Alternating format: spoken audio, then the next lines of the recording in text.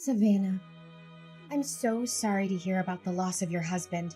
I know that this is a heartbreaking experience, but death is a part of life, and no one can escape it. I'm sure that he did the best he could.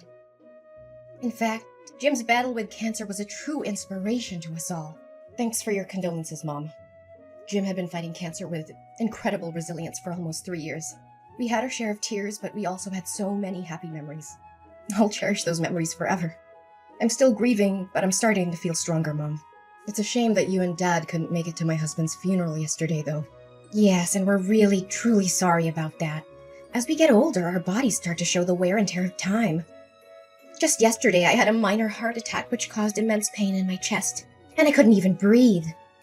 Your dad was worried about my health, so we decided to stay home so I could rest and he could keep an eye on me.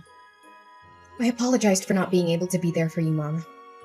I hope you understand that I've been preoccupied with my husband's funeral. You know, it took time with the arrangements and stuff. Anyways, do you feel better? Oh, yes. I took some rest and now I'm feeling much better. But Savannah, where will you be staying now? I heard that you sold all of your valuables and even your house to take care of your husband's treatment costs, huh? About that, I know this is a big ask, but I'm wondering if you would be willing to let me stay at your place for a while? I'm completely broke and I'm really struggling to make ends meet. I promise that I'll work as hard as I can to get back on my feet. I'll also start saving money to rent my own place as soon as possible. Well, we'd be glad to help you out, but I have received word that you are in a state of financial distress as a result of your association with loan sharks. Is that correct? Yes, Mom, I'm also dealing with those people. Honestly, my husband's medical expenses were too expensive for me to handle. I went to the bank, but they didn't agree to lend us any money due to my bad credit score. I really had no other choice but to borrow from loan sharks. Honestly, I can't believe that you're stupid enough to get a loan from those gangsters. I know that they've been to your house and workplace several times demanding payment, and they even beat you up a few times. Is that right? How did you find out about that? Well, if you already know, then I have no reason to hide it anymore. It's true what you just said. They began by threatening me, but their aggression escalated over time, culminating in violence.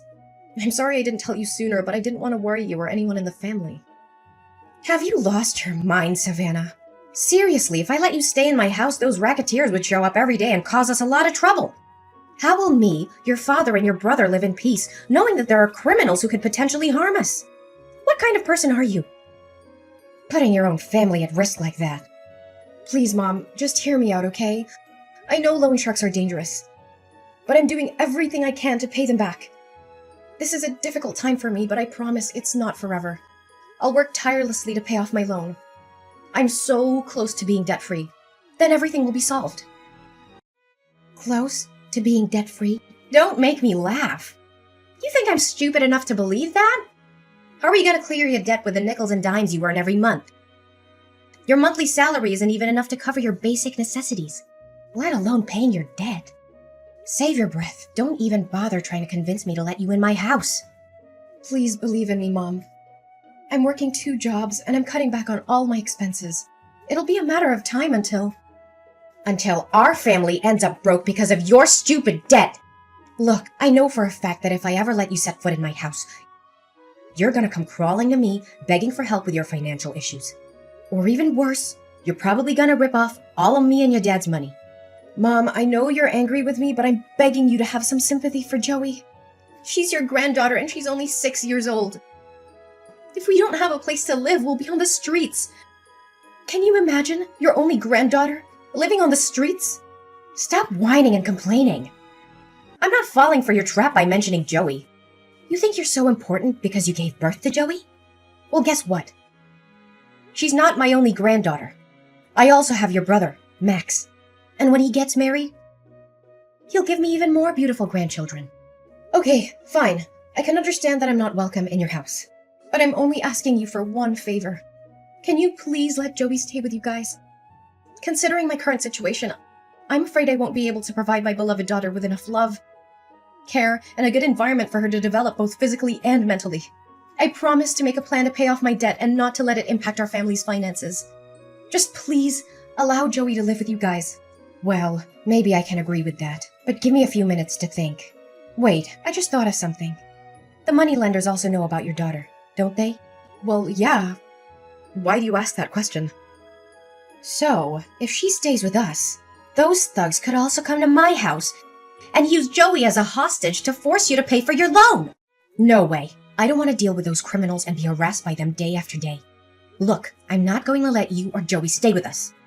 Both of you stay away from our peaceful life as far as possible. What? How could you even say no to an innocent 6-year-old girl like Joey?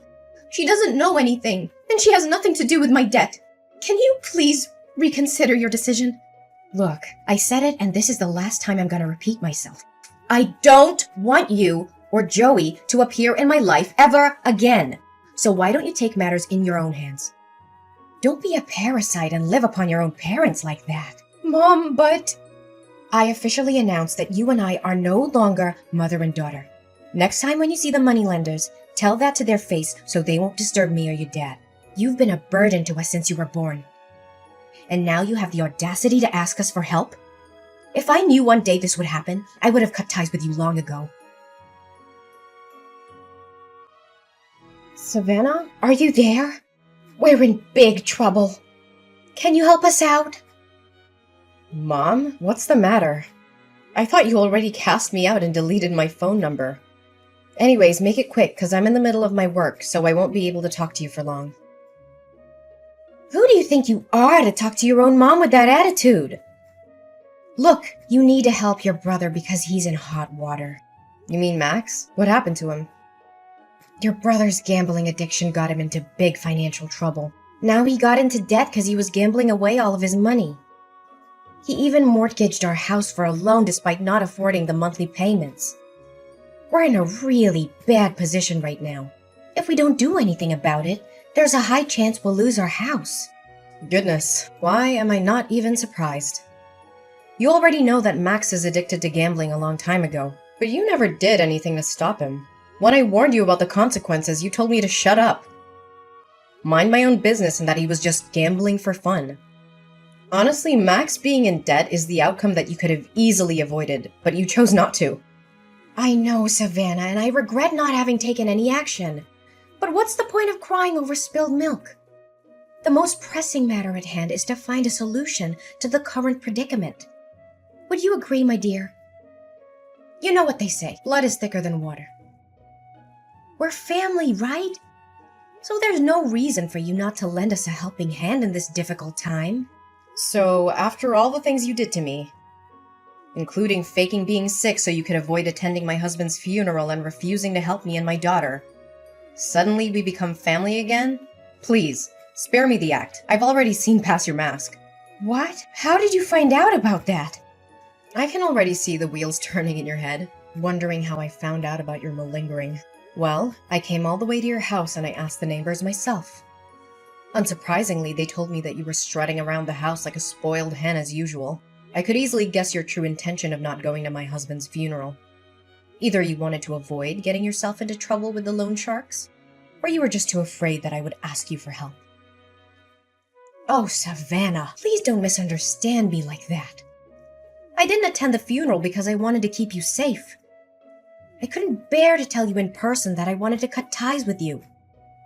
I knew it would have come as a big shock to you, and I didn't want to add to your pain. You said it yourself. You have cut me off from your life. Why do you suddenly come back and ask me to help Max with his problems? Well, who else could I be asking other than you? You, Max, your father, and Joey are my only family in this world. And how am I supposed to help you out when I myself already have a problem with finances? Do you know that me and Joey are now living in a homeless shelter? It's all thanks to your kindness, Mum. What? Homeless shelter? You can't even afford to rent public housing or a small apartment? I thought you would have changed by now. Gosh, 1 year has passed and you're still dirt poor like the last time I saw you. If I knew that you're still living like a rat like this, I wouldn't bother wasting my time talking to you. Just get out of my life. I don't want anything to do with you anymore. Yeah, thanks, Mom. I really appreciate it. And I would also be more thankful if you don't suddenly appear in my life just to talk down to me like this. Just delete my number, whatever. Yeah, I'll delete your number even if you didn't tell me to. Gosh, if anyone finds out that I have a homeless daughter like you, I'd be so embarrassed that I could sink through the floor. Hey, Savannah, can you explain something to me? You again? I thought you already removed my number from your phone. What's the problem this time? Look, I know this sounds crazy, but Max told me he saw you getting out of a fancy car in a stunning dress. He said he was sure it was you because he recognized your birthmark on your shoulder. I don't know what to think. Maybe he was daydreaming, or maybe he mistook you for someone else. Well, he wasn't wrong. It was me. And I also saw Max searching garbage for food or something to sell. What happened to you guys? Where are you living now? Our living situation doesn't have anything to do with you. But you? There's no way an impoverished girl with a large debt like you can have an expensive car and luxury clothes like that. It just doesn't add up. How on earth could it happen? I know, this must be a joke. You may be able to fool Max, but I'm not easily misled. Well, suit yourself. You can choose to believe it or not, but it won't change the fact that I'm now living the best life I could have, alongside the people that love and care for me. I would hazard a guess that you're still finding it difficult to make ends meet. Explain to me what happened. How did you get so rich all of a sudden? Wait. Don't tell me that sex worker is your new job.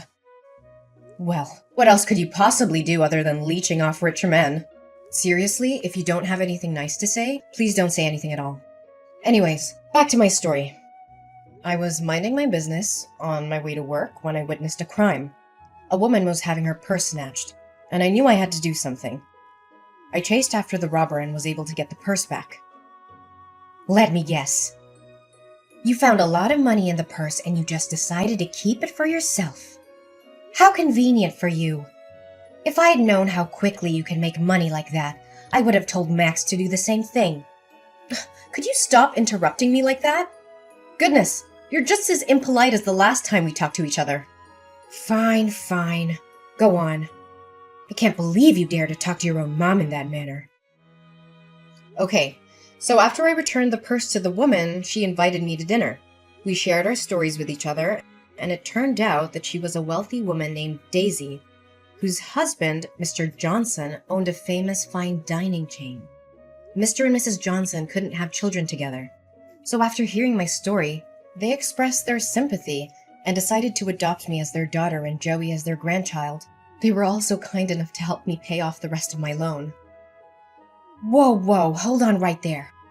So you're telling me you were adopted by a wealthy family? I thought that only happened in fairy tales. How could you strike it lucky like that? This is totally unfair. You're living the high life while we're stuck living in a tent on the streets. Unacceptable! Well, I guess that's what they always say. When one door closes, another one opens. Actually, it's not unfair at all. In fact, you guys got exactly what you deserved. You ruthlessly told me that you no longer considered me as your daughter anymore. And neither Dad nor Max lifted a finger to stop you. You were all on the same boat, determined to kick me out of the house without even a moment's hesitation. What's even more devastating is that after finding out I was living in the homeless shelter, you didn't offer to help me. On the contrary, you even had the nerve to turn your back on me one more time. Honey, I know what we did was totally wrong, but we don't deserve to be punished like this. Look, Savannah, Mrs. Johnson seems like a kind woman who would be compassionate to what we're going through at the moment. Would you please ask her to adopt your brother as well? Maybe then she would let us stay in her big house. Abigail, you really have no sense of shame, do you? Why would Mrs. Johnson adopt Max when he still has his biological parents on his side? You and the rest of our family abandoned me when I needed you the most. And now that my life is finally starting to look up, you come crawling back to me, expecting help? What kind of person are you? Honestly, you shouldn't have shown your face at all. Savannah, please have mercy on us. I never thought things would turn out this way so quickly. Please think about all the years I've spent raising you to be the beautiful young woman you are today. I appreciate all the time and effort you put into raising me, but I can't forget how you abandoned me when I needed you the most. You were the one who cut ties with me. And you treated me like I was some kind of plague. You didn't even bother to weather the storm with me when I was at my lowest point. Honestly, how could you do that to your own flesh and blood? I know. But please think about Joey too. I bet she misses seeing her uncle and grandparents very much. You know what? I was the one who introduced you to Jim, your late husband. Do you remember that? You two were so good together, and all of your friends were so jealous when you got married to Jim. Yeah. You wanted us to become a couple because you were after his money. But then you strongly disapproved of our marriage when you found out he was an orphan. And after we got married, you encouraged me to divorce him when he got sick and his company went bankrupt. But I was determined to stand by my husband's side. So now you want me to thank you for introducing me to Jim? Oh, come on, sweetheart. Don't you see? Everything I did was for your own good. If you had divorced Jim like I told you to, you wouldn't have been deep in debt like you were back then. It was you who chose not to take my advice. So why are you blaming me for not helping you, huh? Look, just have a word with Mr. and Mrs. Johnson. Tell them to let us move into their house. Seriously, after getting to know how you treated me, Mrs. Johnson was livid with you. I don't think she even wants to see your face. So don't waste your time begging anymore. It's no use. Why did you appear at my wedding? I don't recall having invited you. And more importantly, how did you find out about it? Oh, Savannah. You might not know it, but I was watching over you the whole time. I know everything about you and your new family. You mean stalking me? Good joke, but serious talk here. You could have chosen anyone. But why an ordinary cashier like Michael? That part I can't understand. I mean, I didn't even know that job exists. Well, there are more important things in a marriage than money, you know. Michael always lights up my world with his positive energy, and we truly love and cherish each other. By the way, I've had enough of your constant texts and calls. I'm also tired of you showing up at my front door and making a fuss. I know Max got himself into trouble again, but ain't no way I'm gonna help you guys. I've already agreed to send you a monthly allowance and rented you a small apartment. That's the best I can do. Please help us, dear daughter. Max got back to his old way again. He swindled the money you sent me, gambled it all away, and ended up in debt again. And I can't believe he was stupid enough to actually steal a car and got caught by the police only 30 minutes after that. Now the victim demands $50,000 for restitution, or else your brother will be sentenced to 5 years in prison. Please do something about it, Savannah. I know you told me about that, but this time I'm not gonna help you anymore. It's all your fault that he became like this. You didn't do or say anything to stop him, and you tolerated each and every one of his crimes. Now it's time for him to man up and take responsibility for his action. Please, honey. You know Max is my precious son.